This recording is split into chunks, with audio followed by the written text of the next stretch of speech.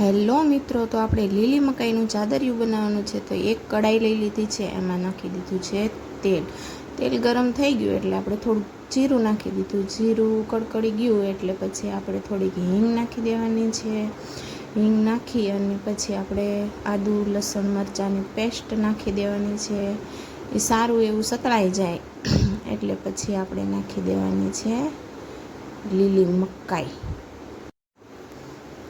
તો લીલી મકાઈ નાખી દીધા પછી આપણે એને સરસ રીતે મિક્સ કરી નાખવાનું છે.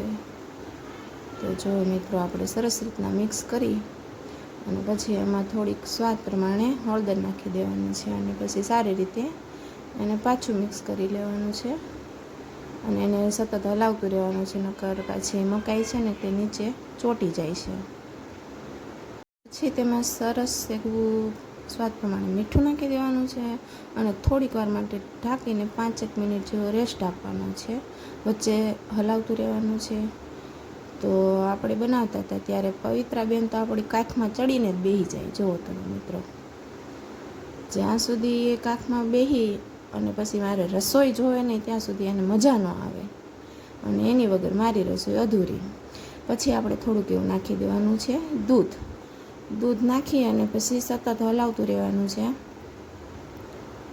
અને પછી તમે જુઓ મિત્રો, સરસ રીતે હલી જાય અને નીચે ચોટે નહીં એનું ખાસ ધ્યાન રાખવાનું છે, નહીંતર મકાઈ છે તો ચોંટી જાય. પછી આપણે ગેસની ફ્લેમ બંધ કરી અને થોડોક ગરમ મસાલો નાખી દેવાનો છે, ચટણી, ધાણા જીરું પાવડર બધું નાખી અને સરસ રીતે હલાવી નાખવાનું છે.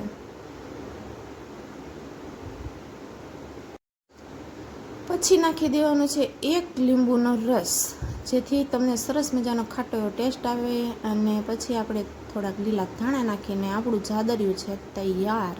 પછી આપણે ટેસ્ટ કરવા આપી દીધું પવિત્રાબેનને. તો એણે તો પહેલાં એમ કીધું, મમ્મી તું ખા. પછી બેન તો મળ્યા ખાવા. તો મિત્રો, તમને મારો વિડીયો કેવો લાગ્યો, સારો લાગ્યો હોય તો મારી ચેનલ સબસ્ક્રાઈબ કરવાનું ભૂલતા નહીં. તો પૂરું પવિત્રાબેન તો હોશે હોશે મળ્યા ખાવા. એને તો બહુ ભાવ્યું. પછી તો બેનના હાથમાં ચમચી લઈને મળ્યા ખાવા. તો ટાટા, બાય બાય મિત્રો.